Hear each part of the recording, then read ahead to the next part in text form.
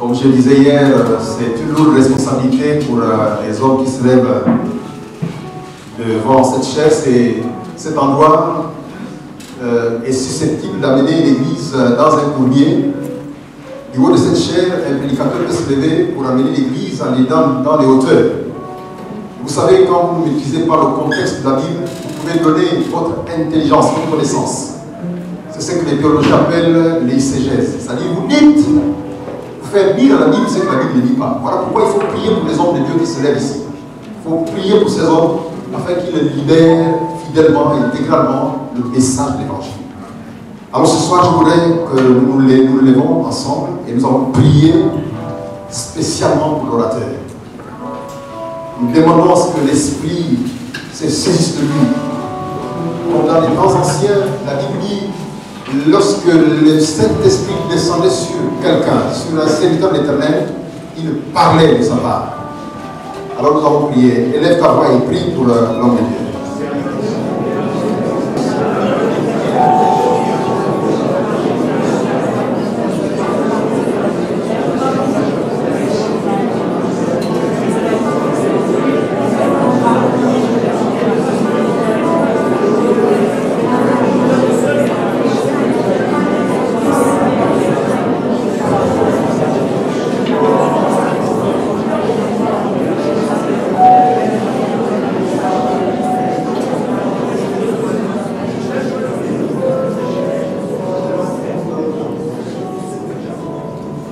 Gloire à toi, Seigneur, gloire à toi.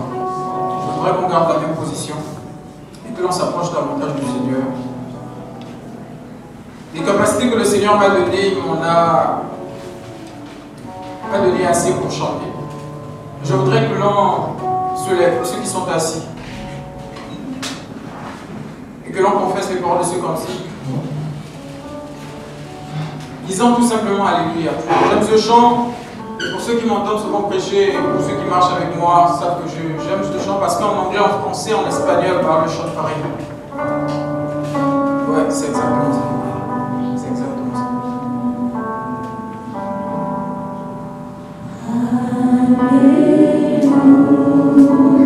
Il y avait un peu plus la voix, s'il te plaît. Chantons.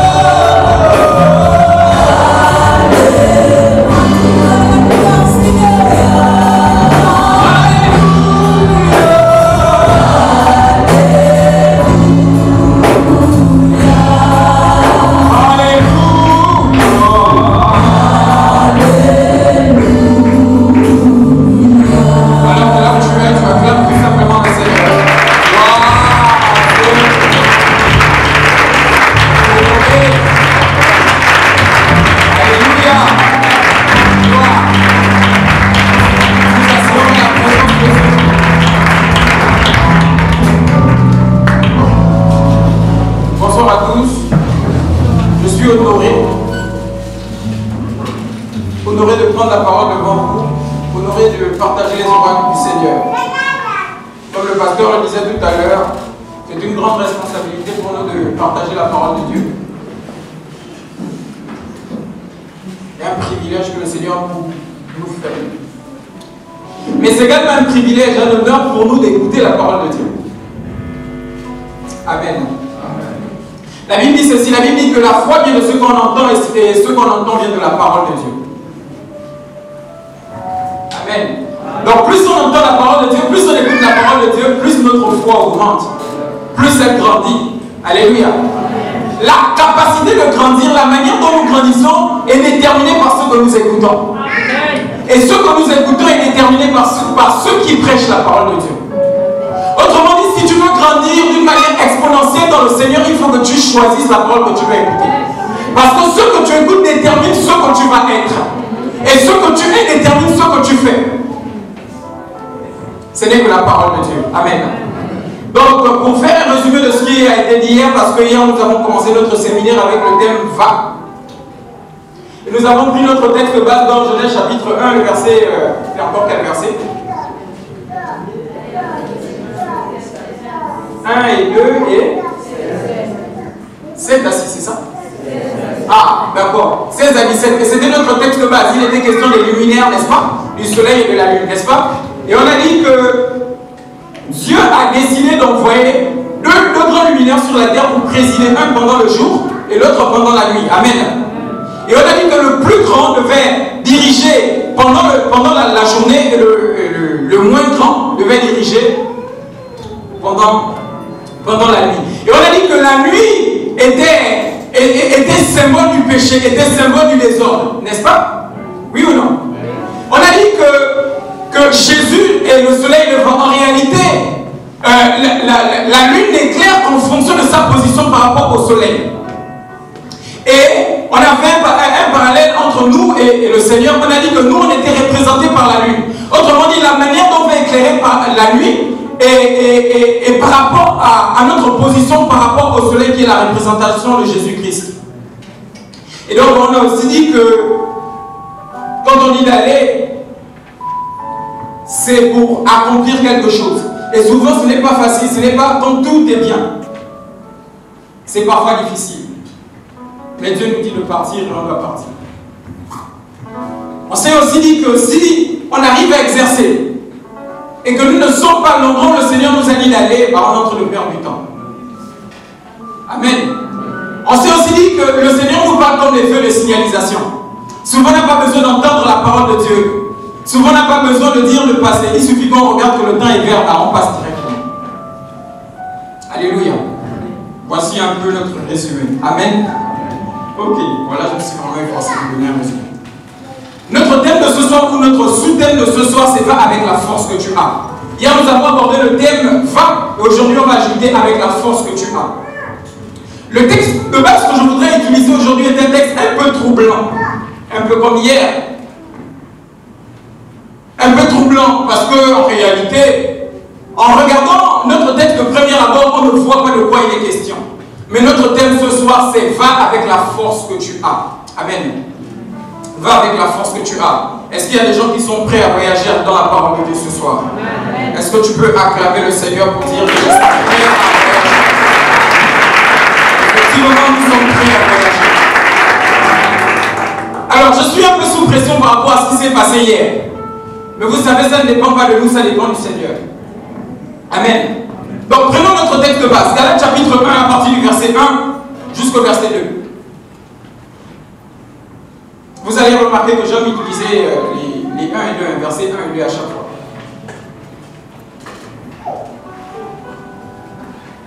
Galates chapitre 1, verset 1 et 2.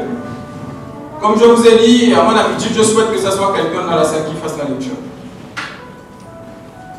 Avec tout le respect.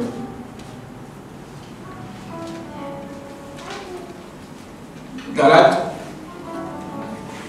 chapitre 1.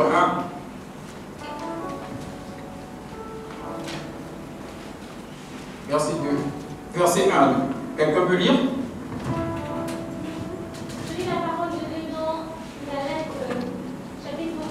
Oui. Verset 1. Oui. Cette lettre vous est adressée par Paul, Oui.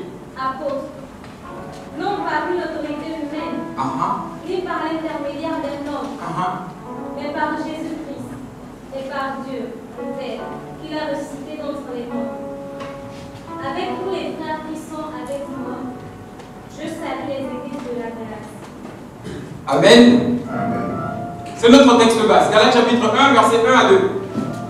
Paul dit, c'est moi Paul qui écris, apôtre de Jésus. Non pas appelé par un homme, non pas aussi par l'intermédiaire d'un homme, mais par Jésus-Christ ressuscité.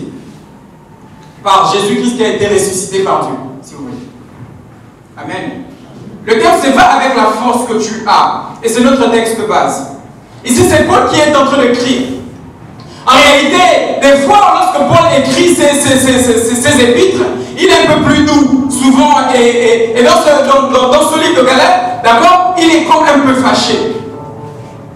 Parce que les gens sont en train de douter de son ministère apostolique. Et donc, il va écrire à l'église de Galatie et dire que c'est moi, Paul. Et là, il va dire, Paul, apôtre de Jésus. Paul, apôtre de Jésus. Et il va dire que mon apostolat, d'accord, n'a pas été donné par un homme, ni par l'intermédiaire d'un homme, mais par Jésus-Christ ressuscité. Comme je disais, notre texte de base est un peu intriguant. Avec notre thème, va avec la force que tu as. Et en ce moment, nous avons ce texte. Où est le lien? Mais comme je vous ai dit tout à l'heure, c'est une question de parole et c'est un voyage. Alléluia. Est-ce que nous sommes ensemble? D'accord. Donc pour comprendre petit à petit ce que notre texte veut dire, on va essayer de prendre plusieurs textes jusqu'à ce qu'on revienne sur la base. Est-ce que nous sommes ensemble? Donc on va lire d'abord Luc chapitre 5. Avant de commencer, s'il vous plaît, désolé, lisons Philippiens d'abord. Philippiens chapitre 2. Waouh! Je sens venir la prédication. Je sens venir la prédication. Est-ce qu'on peut aller ensemble très rapidement? Philippiens chapitre 2. Je voudrais qu'on soit prompt, s'il vous plaît. Chapitre 2, verset 6.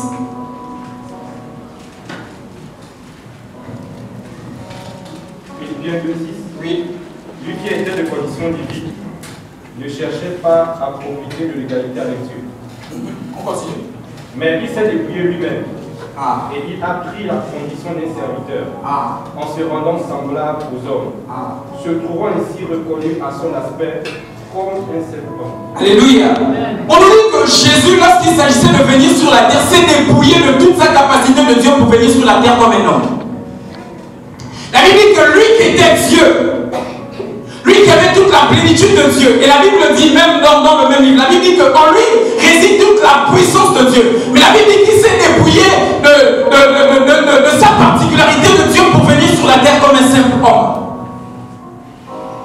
Jésus qui est Dieu, d'accord, va venir sur la terre non pas comme Dieu mais comme un simple homme. Allez me demander c'est quoi un simple homme, je te dis regarde toi-même simplement. Donc Dieu ou Jésus est venu sur la terre comme toi, comme moi. Avec rien de plus. La Bible dit qu'il s'est dépouillé de toute sa personnalité pour venir sur la terre comme étant Dieu. Le thème c'est pas avec la force que tu as. Donc remettons les choses en place. On se dit que Jésus est venu sur la terre comme étant un simple homme. La Bible dit un simple homme. Pas comme un extraordinaire homme, mais comme un simple homme. Hier, je vous disais que dans l'Acte des Apôtres, la Bible dit que les apôtres étaient dans la chambre haute en train de prier comme d'ordinaire. Ils étaient assemblés comme d'ordinaire. Et la Bible dit que après le fait qu'ils soient en train de persévérer dans les choses ordinaires, il y a eu quelque chose d'extraordinaire qui est arrivé. Les amis, le plus important, ce n'est pas de chercher d'abord des choses extraordinaires, mais c'est plutôt d'abord de persévérer dans ce qui est ordinaire pour appeler l'extraordinaire à venir à l'existence. Souvent, nous les jeunes, on cherche d'abord à parler en langue, on cherche d'abord le Saint-Esprit, on cherche d'abord à manifester les dons spirituels. Mais le plus important, ce n'est pas les dons spirituels, d'abord les dons spirituels, mais c'est d'abord le caractère de Christ, c'est-à-dire manifester Christ, c'est-à-dire avoir une intimité avec Christ. Le plus important, ce n'est pas que tu sois vu, mais c'est d'abord que tu sois reconnu dans le monde spirituel comme étant un homme du royaume de Dieu, afin d'opérer des choses dans le royaume de Dieu. Le plus important, c'est d'abord d'avoir une intimité avec Dieu pour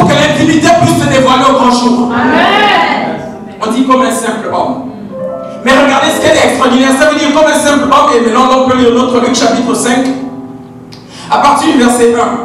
C'est d'ailleurs des histoires que l'on connaît.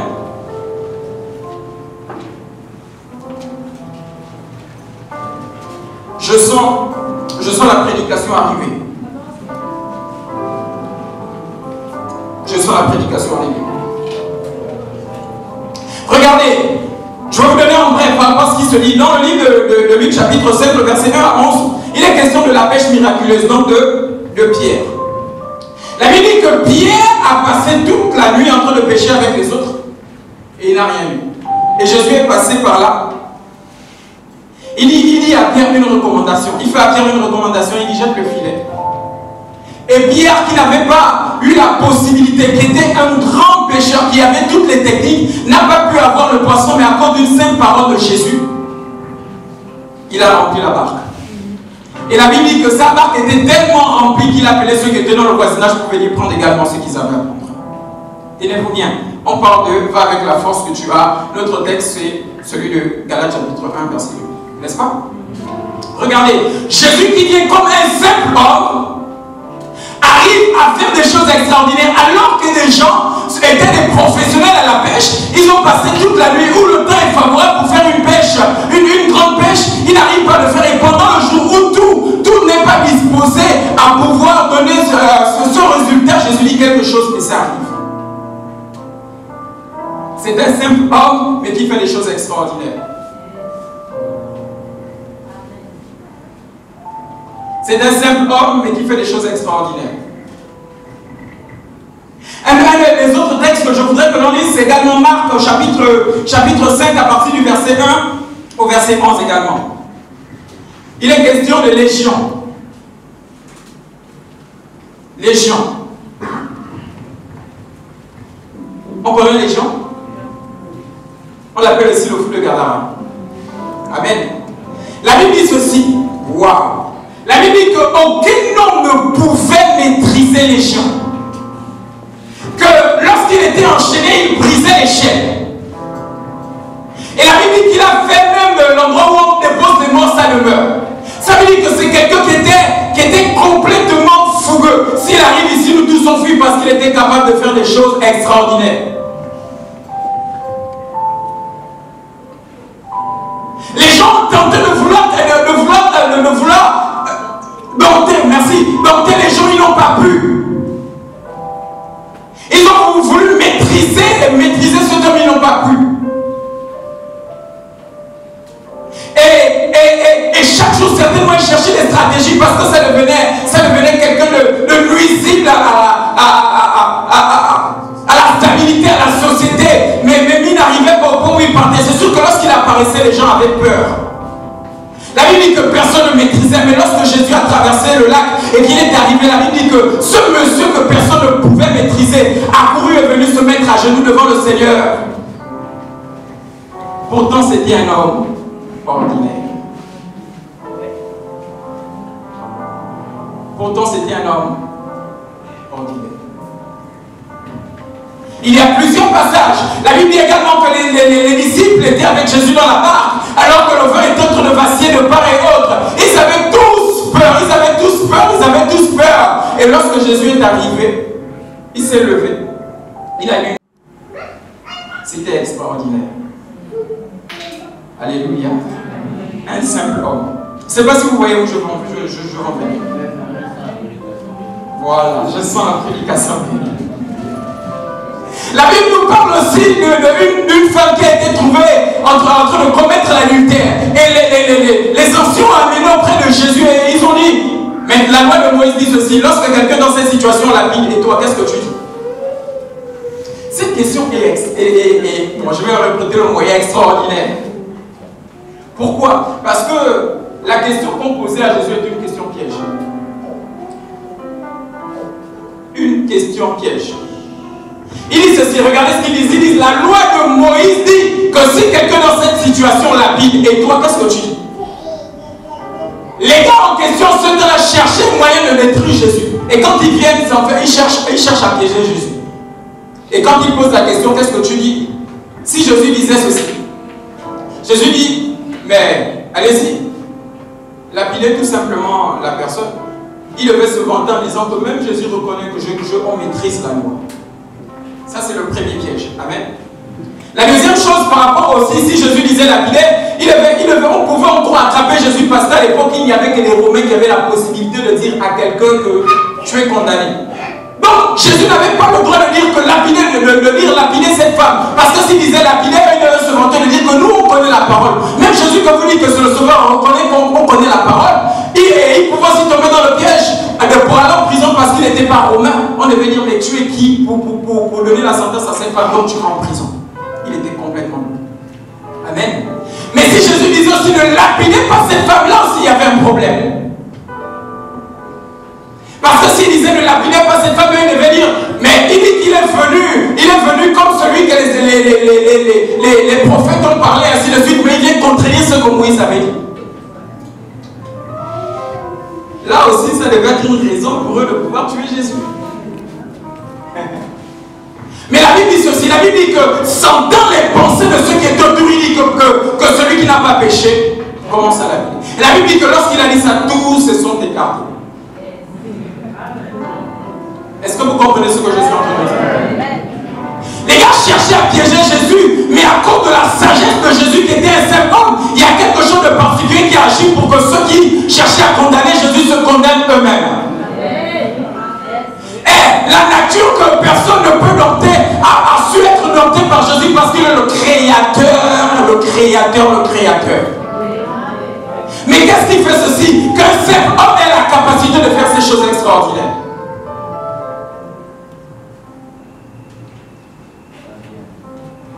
C'est là le problème. Va avec la force que tu as. Quelle force? C'est ce que nous voulons apprendre. Jésus est venu comme un homme ordinaire, comme un simple homme, mais faisant des choses extraordinaires. Amen. Pourquoi?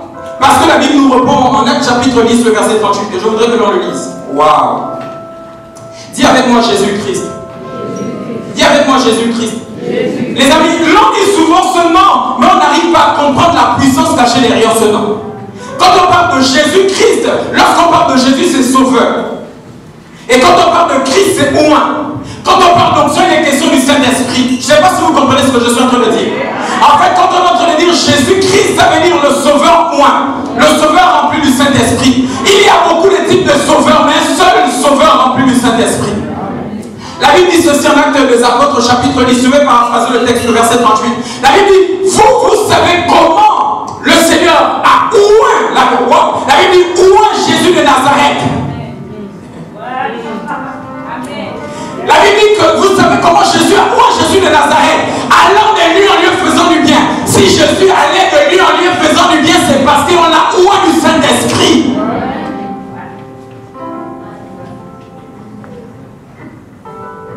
Donc, la seule chose, permettez-moi de dire cette chose, la seule chose qui est capable de changer l'ordinaire à l'extraordinaire, c'est le Saint-Esprit.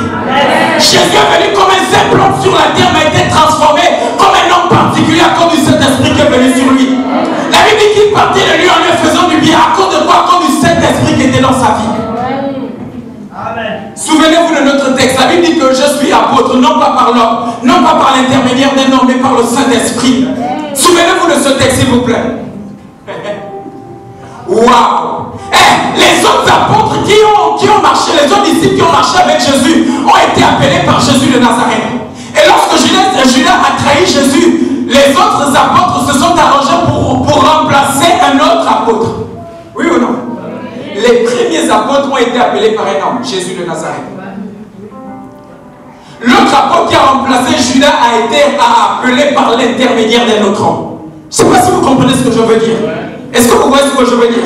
Mais Paul dit que moi j'ai été appelé par Jésus ressuscité. Il dit que celui qui m'a appelé, c'est celui qui est sorti du tombeau. Je ne sais pas si vous comprenez ce que je suis en train de dire. Il dit que le Dieu qui m'a appelé, ce n'est pas Jésus de Nazareth qui a été accouché par Marie. Ce n'est pas aussi celui qui est venu et plus a permis de remplacer quelqu'un. Mais c'est celui qui a été complètement rempli du Saint-Esprit. Celui qui est venu dans toute sa gloire. Je ne suis pas comparable à ceux qui sont là-bas. Parce que moi, je suis de ceux qui ont été appelés par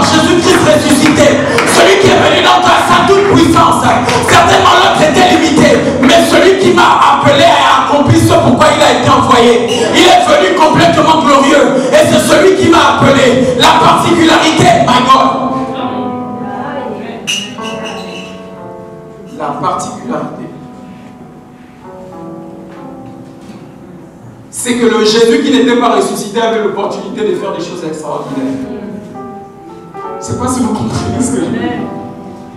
Si celui qui n'avait pas encore accompli ce pourquoi il a été envoyé sur la terre avait l'opportunité de faire ces choses extraordinaires, c'est peut-être que celui qui est glorifié a la capacité de faire des choses un peu plus extraordinaires. Un peu plus extraordinaires. Les hommes ne pouvaient pas maîtriser les gens parce qu'ils n'avaient pas le Saint-Esprit. Mais lorsqu'il y a eu le Saint-Esprit, celui qui avait le Saint-Esprit a commencé à maîtriser celui que les gens ne pouvaient pas maîtriser. Je suis en train de dire à quelqu'un que lorsque tu es rempli du Saint-Esprit, la maladie ne tient pas devant toi. Les obstacles ne tiennent pas devant toi. Parce que tu es revêtu de la puissance de Dieu. La puissance qui est capable de te faire des choses extraordinaires. Rien ne t'arrête parce que tu es loin de Dieu. Tu es loin de Dieu. Non, il n'y a pas question d'un simple sauveur, mais il est question d'un sauveur loin. Jésus-Christ a vécu lui-même le christianisme. Oui ou non?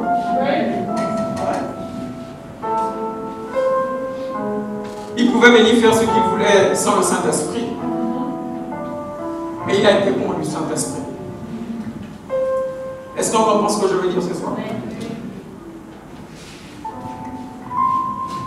Je suis en train de comprendre que les gens qui avaient l'opportunité de dominer sur les gens ont été dominés par Jésus parce qu'il avait le Saint-Esprit.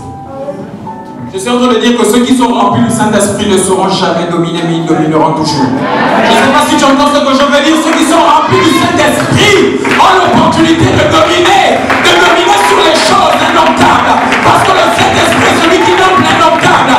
La Bible dit ceci. La Bible dit que Daniel a été jeté dans la fosse au lion. Mais lorsqu'il a été dans la fosse au lion, il n'a pas été détruit. Parce qu'il avait avec lui le lion de la tribu de Juda. Quelqu'un entend ce que je dis? Et il a été jeté dans la fournaise ardente. Le feu ne l'a pas consumé parce qu'il avait en lui le feu dévorant. Celui qui est au-dessus de tout et de tout. La Bible dit qu'il a refusé de se souiller en buvant de l'eau du roi. La Bible en mangeant les mains du roi. Mais il a bu tout simplement l'eau parce qu'il a bu l'eau de vie, l'eau de vie, l'eau de vie. Et ça fait la différence parce que lorsque tu as ce qu'il faut, tu feras toujours la différence. Va avec la force que tu as. Va avec la force que tu as. Je suis en train de comprendre que les gens comprennent pourquoi Paul est en train de parler dans ce sens. Il parle de ce sens parce qu'il dit que moi, celui qui m'a appelé, c'est le Jésus rempli du Saint-Esprit.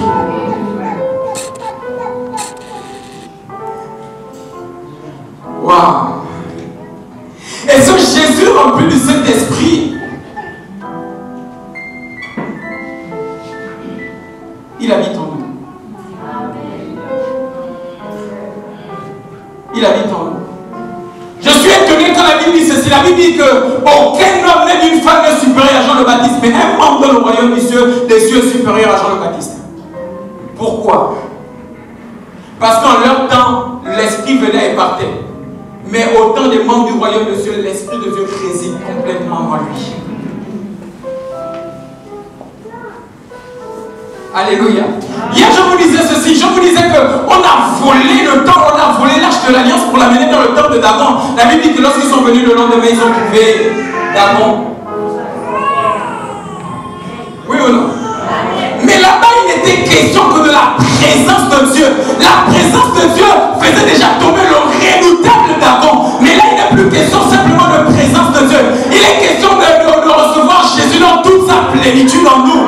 Je suis en train de dire que si la présence a pu faire tomber Dagon, Dieu qui est en toi est capable de faire tomber tout ce qui est extraordinaire, tout ce qui est grand. Parce qu'en toi, il y a la puissance complète de Dieu. Amen. Va avec la force que tu as.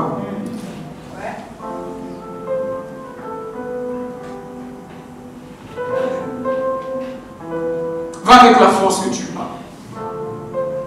J'aime ce que la Bible dit en 1 Corinthiens chapitre 15 à partir du verset 22. Je voudrais qu'on le lise. Souvenez-vous, on parle de va avec la force que tu as. Waouh! Je sens la prédication. Je la sens. Je la sens. Waouh! Allons-y, lisons ensemble. Est-ce que les gens sont avec moi ce soir? Est-ce que tu parles à quelqu'un ce soir? Alléluia. Alléluia. Alors, lisons ensemble le texte. 1 Corinthiens chapitre 15 à partir du verset 22. Je disais qu'on devait beaucoup lire la Bible.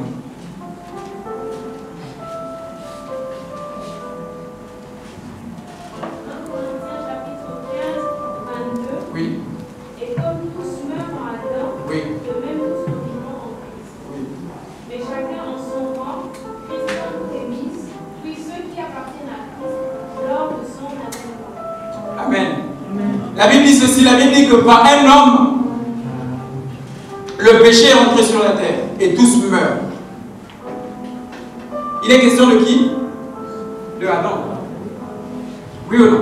Amen. Mais Dieu va essayer de refaire quelque chose de nouveau en amenant un autre Adam, le second Adam. Amen. Et quelque part, je disais que le premier Adam a été placé dans un jardin. Le second Adam a été ressuscité aussi dans un jardin. Amen.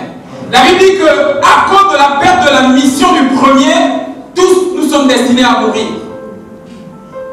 Pourquoi nous sommes destinés à mourir? Parce que nous sommes de la lignée d'Adam. Aucun autre, autant que nous sommes destinés à mourir parce que nous sommes appelés à.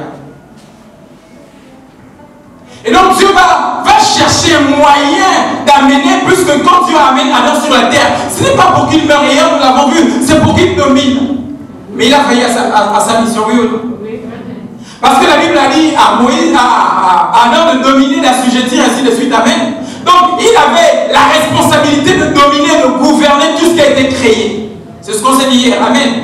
Mais lorsqu'il a péché, la Bible dit qu'il allait se cacher au milieu des arbres. Quelqu'un comprend ce que je veux dire par là?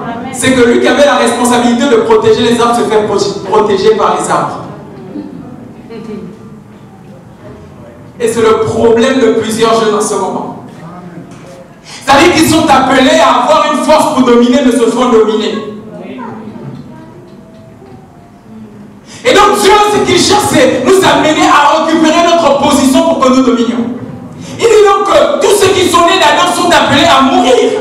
Mais il dit que mais il y a la possibilité que tous reçoivent la vie. Par quoi? Le mot, j'aime le mot, la Bible dit par Christ. On ne parle pas de Jésus.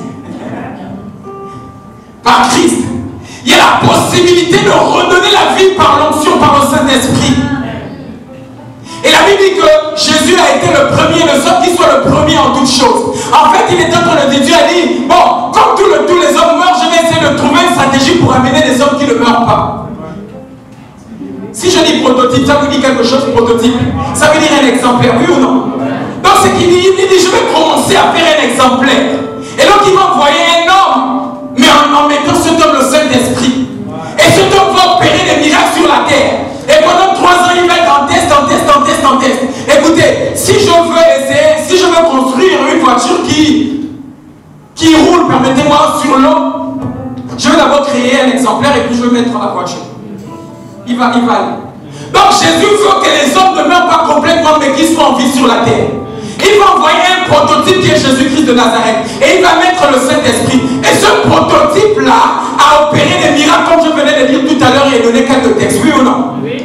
Ce prototype-là a agi sur la terre pendant 3 ans. Et en agissant pendant 3 ans, il est arrivé au temps où l'ultime passage est arrivé. Il devait passer par la mort.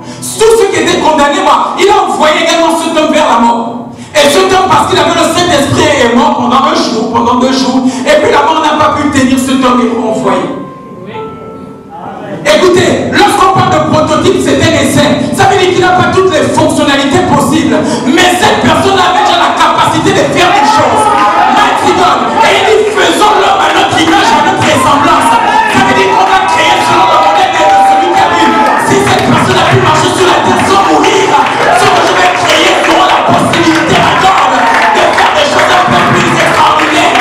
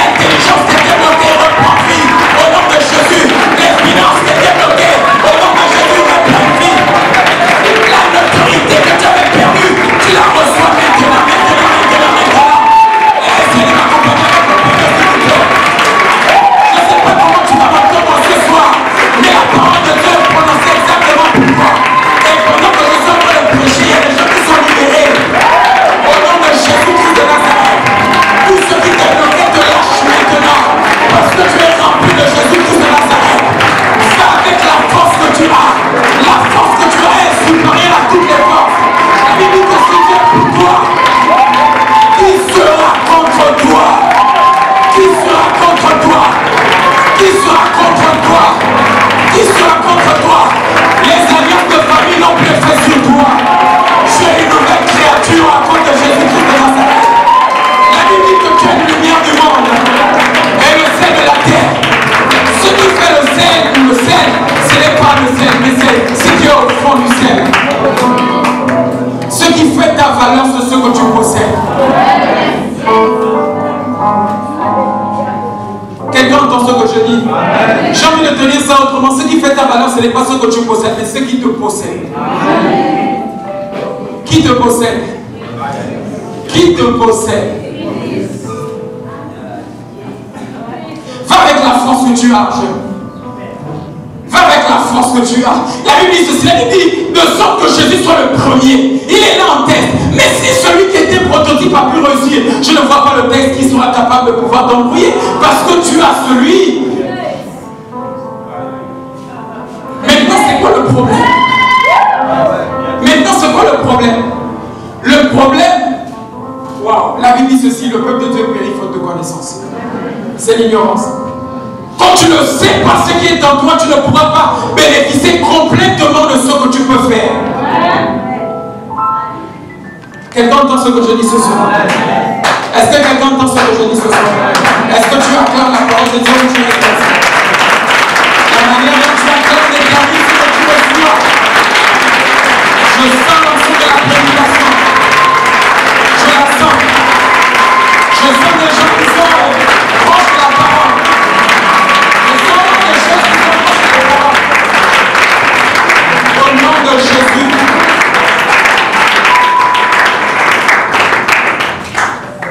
Oui, Paul est appelé par l'intermédiaire de Jésus-Christ ressuscité. C'est pourquoi lorsque je prie, j'ai plusieurs de mes petits frères qui marchent avec moi. Quand on prie, on dit au nom de Jésus-Christ ressuscité.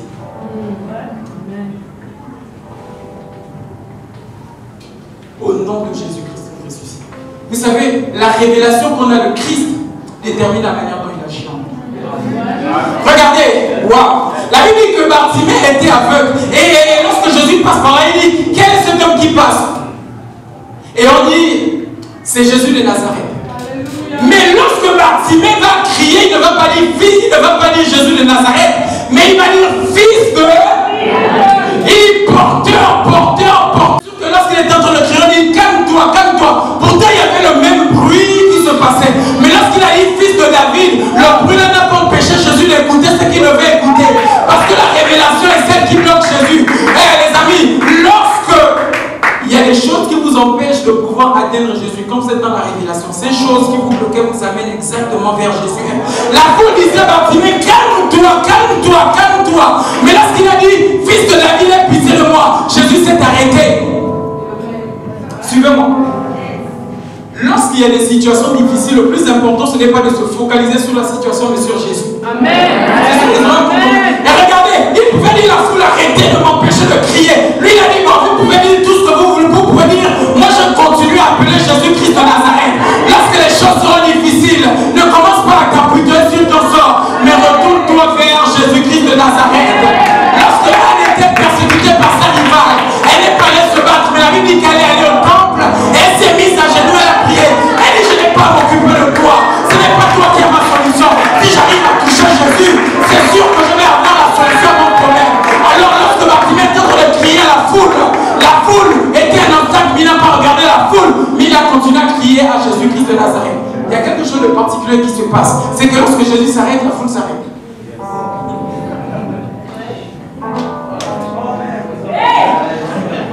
Oui ou non? La foule marche en fonction de la position de Jésus.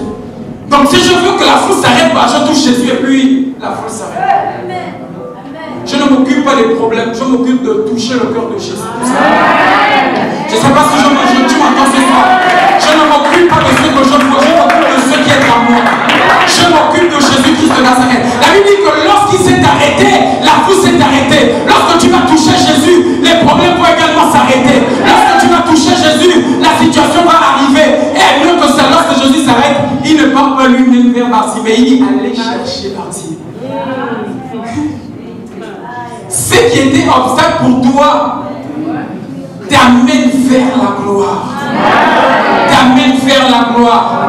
T'amène vers la gloire. Dans l'histoire du bon samaritain, la Bible dit que le samaritain était touché et sérieusement frappé par les brigands. Mais la Bible dit qu'on l'a laissé sur le chemin.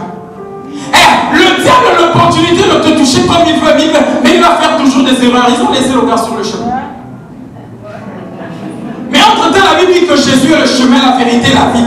Lorsque tu es sur le chemin et que tu n'es pas mort, ils peuvent te toucher, oui, ils te touchent, mais ils ne t'ont pas tué. La situation est arrivée, mais il ne t'a pas tué. Le plus important, c'est que tu es en vie. Et lorsque tu es en vie, tu es sur le chemin. Et lorsque tu es sur le chemin, les gens qui passent par là, ce seront les mêmes personnes qui diront que mais on l'a vu là-bas, mais il s'est relevé à cause de la main de Jésus-Christ de Nazareth. La Bible dit qu'il est resté sur le chemin. Il est resté sur le chemin. Il est resté sur le chemin. Il n'a pas été tué. C'est vrai qu'on l'a touché. C'est vrai qu'il a été frappé, mais il n'est pas mort. Cette situation va t'atteindre, mais tu ne vas pas mourir. La Bible dit que le malheur atteindra le juste, mais l'Éternel l'en délivrera toujours. Les mêmes personnes qui t'ont tué, t'ont laissé sur le chemin, ce sont les mêmes personnes qui te verront en haut et diront comment est-ce qu'il a fait, mais tout simplement à cause de la présence de Dieu dans sa vie. Va avec la force que tu as. La force que tu as, c'est le Saint-Esprit. Mais le Saint-Esprit contenu dans le coffret qui est Jésus-Christ de Nazareth. Quelqu'un entend ce que je dis ce soir? Je sens l'onction de la prédication. Va avec la force que tu as. Mais je me rends compte qu'au niveau où nous sommes là, il y a des gens qui ont compris déjà ce que ça signifie. Alléluia. Est-ce que tu peux acclamer le Seigneur avec nous? Yes. Oui. Allez, mettre honorer cette parole par les acclamations de tous les jours, je ne sais pas.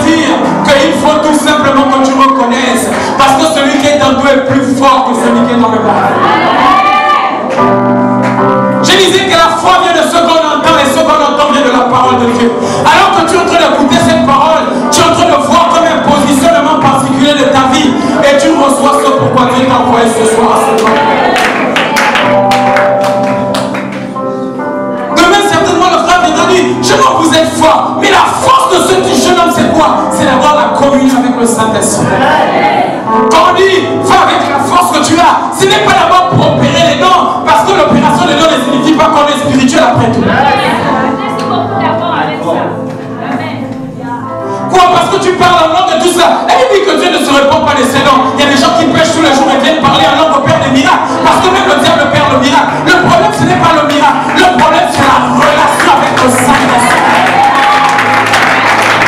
La relation avec le Saint-Esprit. Je suis en train de dire à quelqu'un que lorsque tu vas opérer en collaboration avec le Saint-Esprit, les miracles s'opéreront au nom de Jésus. Le plus important, c'est la relation avec le Saint-Esprit. Non, non, non, non, ne cherche pas d'abord l'onction.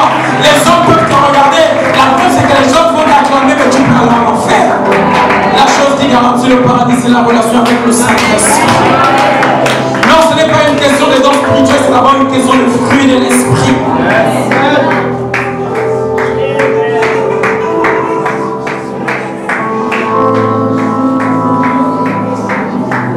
Oh, j'aime cette attitude. Waouh! Waouh! Vous êtes en train de me dire d'arrêter mon message. Oui, on n'a pas besoin de suivre ce qu'on a dit. Le problème, c'est d'abord être positionné par rapport à ce qu'on a dit. L'attitude. Va avec la force que tu as. Domine. Assujetti, oh non, c'est ce que ça signifie désormais. Et règne. Lorsque tu appelles l'équipe, et nous, il nous a équipés de la plus grande chose qui puisse exister, le Saint-Esprit. Le Saint-Esprit. Le Saint-Esprit. Le Saint-Esprit. Ce n'est pas une chose, non, c'est une personne. Une collaboration avec le Saint-Esprit détermine une vitesse d'exécution dans le ministère. Assez de voir des jeunes qui négligent le Saint-Esprit, leur collaborateur numéro 1 se font d'abord d'avoir les choses de Dieu et d'avoir l'amour pour Dieu.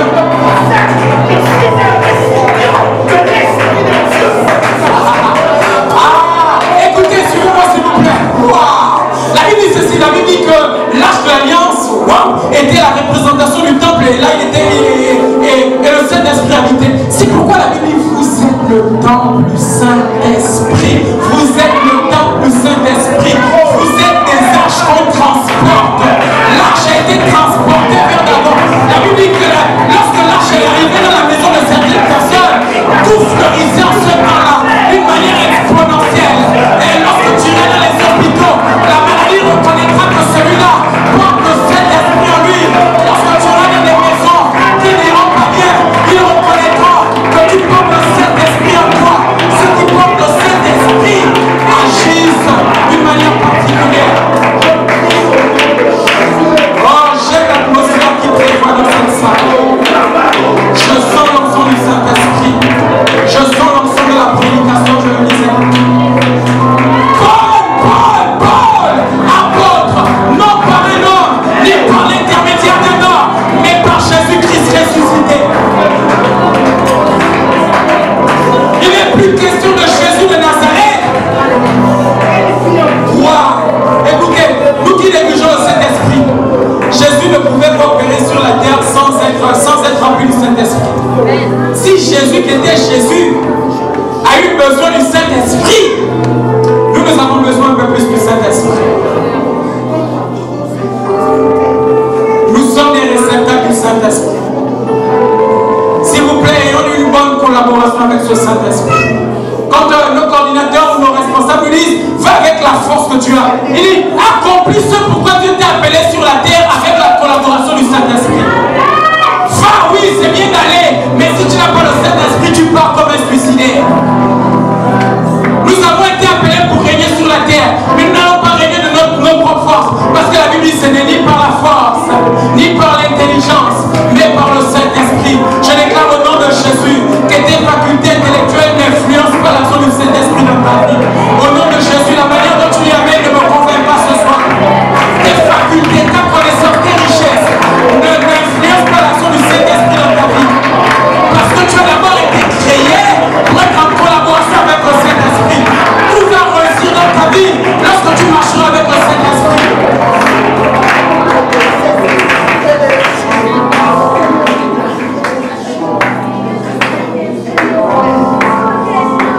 Je déclare au nom de Jésus que tous les ministères fermés au nom de Jésus reprennent vie à cause de l'action du Saint-Esprit. Je déclare au nom de Jésus les vies de prière